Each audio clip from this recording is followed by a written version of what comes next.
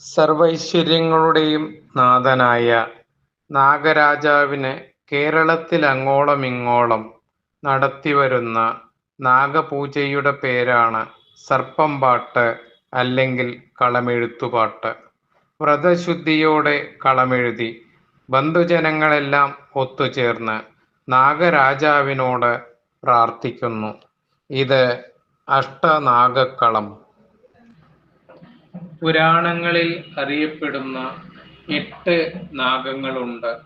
അവരുടെ പേര് കാർക്കോടകൻ, മഹാപത്മൻ, തക്ഷകൻ, വാസുകി, അനന്തൻ, ഗുളികൻ, ശ്രീപത്മൻ, ശംഖപാലൻ എന്നിവയാണ്.